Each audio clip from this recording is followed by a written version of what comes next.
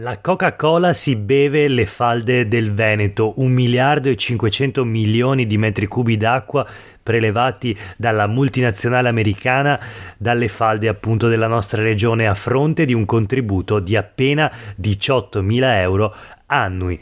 La notizia dirompente arriva da Cristina Guarda, Europa Verde, che ne ha parlato nel corso della seduta di martedì del Consiglio regionale del Veneto dedicata alla manovra di bilancio. E questo è Sveglia Veneto, il primo podcast dedicato all'informazione vista da Nord-Est. Io sono Jack Calcetto, oggi è giovedì 15 dicembre 2022, la prima notizia del giorno riguarda la Coca-Cola che preleva 1,5 miliardi di metri cubi d'acqua l'anno e paga soltanto un canone di 18.000 euro.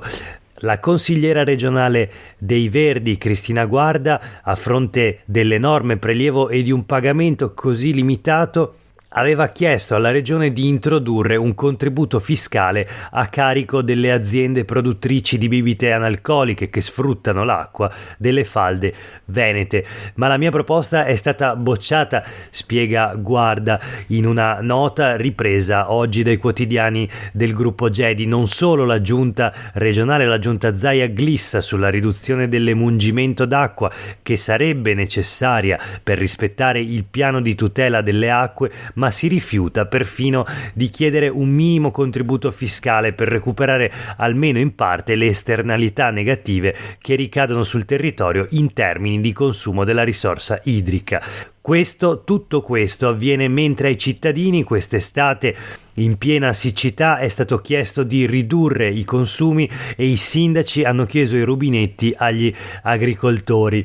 L'emendamento, spiega la consigliera di Europa Verde, non era punire le aziende ma compensare il territorio e garantire altre entrate a fronte di un bilancio regionale sempre più in affanno. Ma ancora una volta la maggioranza di Luca Zaia ha fatto spallucce. L'emendamento dei Verdi prevedeva specificamente l'inserimento tra le realtà economiche cui viene aumentata l'aliquota di imposta regionale sulle attività produttive anche le ditte che producono bevande analcoliche, esclusi il vino e la birra, e quindi acque minerali naturali e bibite analcoliche aromatizzate o edulcorate, insomma proprio la Coca-Cola. E la notizia è davvero preoccupante e deve farci riflettere. Multinazionali che arrivano in Veneto e sfruttano le risorse naturali, ripetiamo 1,5 miliardi di metri cubi d'acqua a fronte di un canone annuo di soli 18.000 euro, un'assurdità e qualcosa che deve far riflettere anche in relazione ad esempio alle notizie di questi giorni in merito a una trattativa, a contatti in ogni caso tra la regione del Veneto e un'altra multinazionale, in questo caso Intel. Parliamo naturalmente del colosso dell'informatica, l'ipotesi di una Silicon Valley veneta.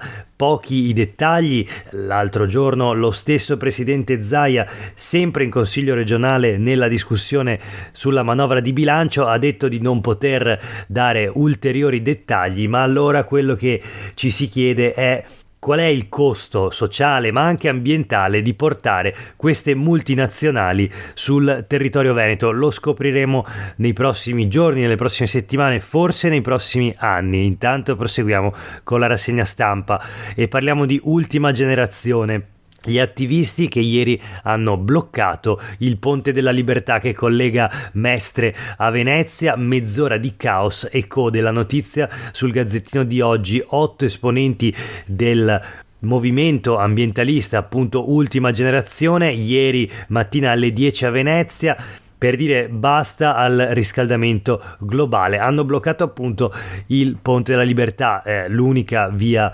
d'accesso alla città di Venezia, alla città storica. Traffico in tilt, quindi rabbia e proteste dei pendolari, denuncia per gli attivisti, multa e naturalmente il Daspo, città vietata per 2 anni. Le nostre performance rappresentano le reazioni di shock che dovrebbero avere tutti di fronte ai cambiamenti climatici, spiega Alice, studentessa milanese di 25 anni, uno dei membri del gruppo che promuove la campagna di disobbedienza civile contro la crisi ambientale nata in Italia un anno fa. La campagna, naturalmente, non la crisi ambientale. Unisciti a noi, ultima generazione, c'era scritto sullo striscione che hanno srotolato appunto in mezzo alla strada che porta a Venezia. L'azione, spiega sempre Alice, che si occupa della comunicazione della campagna e che non era presente ieri assieme agli altri attivisti, era finalizzata a focalizzare l'attenzione sui rischi che corre questa città, Venezia, appunto, con l'innalzamento dei mari e la salinizzazione dei territori coltivabili. Sarà la prima in Italia ad essere colpita dal collasso climatico, nonostante il Mose abbia protetto Venezia dalla tempesta del 22 novembre scorso, lasciando l'isola all'asciutto.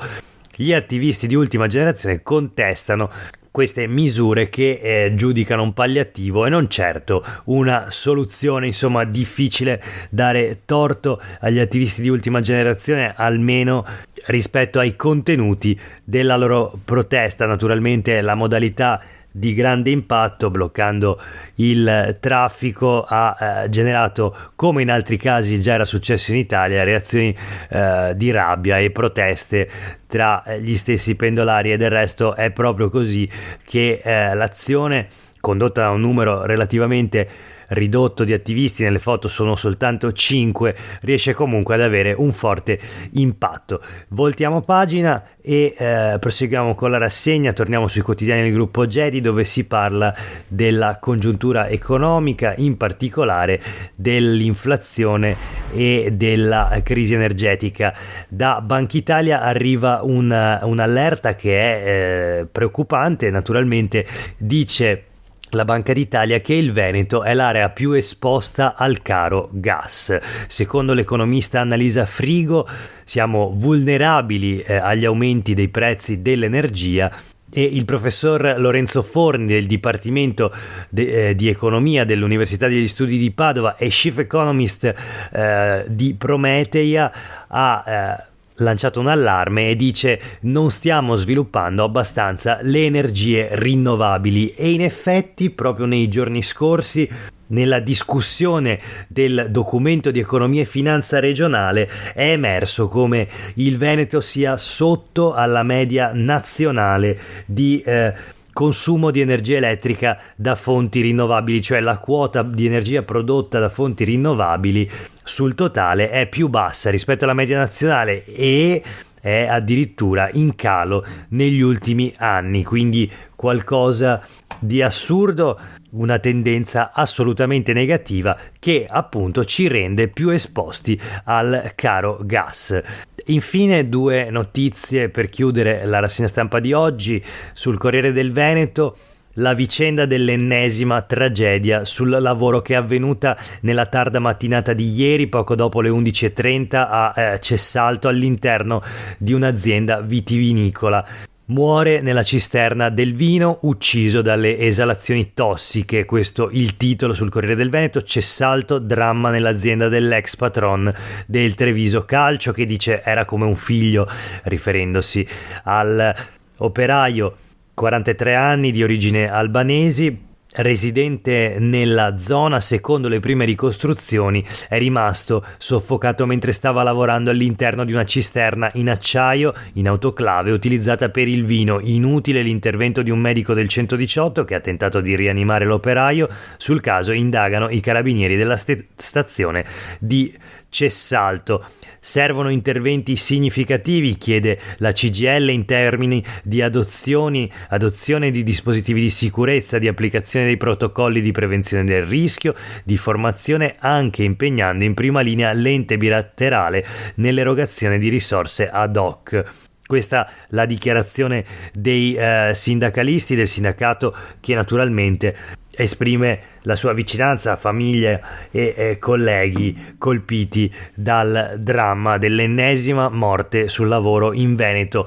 Il Veneto, tra l'altro, è la regione più colpita dopo la Lombardia da questo fenomeno, con 93 morti sul lavoro da gennaio a ottobre 2022. un morto sul lavoro ogni 3 giorni, quindi un fenomeno, quello degli infortuni sul lavoro, che è in aumento anche per quanto riguarda gli infortuni non mortali, e il rischio di morire sul lavoro nella nostra regione è più alto che nel resto d'Italia. Nel 2018, sottoscrivendo un patto per la salute e la sicurezza nei luoghi di lavoro, la regione si era impegnata assieme a sindacati e aziende ad aumentare il numero degli ispettori Spisal che si occupano di effettuare i controlli nelle aziende. Ebbene, le assunzioni in questi anni hanno a stento coperto il turnover. Alcune ULSS stanno ancora aspettando a bandire i concorsi, non si capisce cosa appunto si stia aspettando. Altre regioni come la Toscana hanno una percentuale di ispettori Spisal sul numero totale delle aziende molto ma molto più elevata. E allora l'ultima notizia di oggi riguarda invece l'ambito del sistema sanitario. La leggiamo sul Gazzettino di oggi: violata la privacy dei sanitari Novax, regione sanzionata, 100.000 euro multa dal garante per la privacy, per la protezione dei dati personali, una multa appunto da 100.000 euro alla regione del Veneto per aver violato la privacy dei sanitari non vaccinati in Veneto. Cosa ha fatto la regione? Avrebbe inviato ai medici del lavoro gli elenchi protetti da password dei non immunizzati. Palazzo Balbi, quindi la giunta regionale, intanto paga ma impugna la sanzione, dice si è agito in buona fede per supportare le ULSS a fronte di 60.000 accertamenti da fare. Per oggi è davvero tutto, grazie per aver ascoltato questa puntata di Sveglia Veneto. A tutte e tutti voi una buona giornata.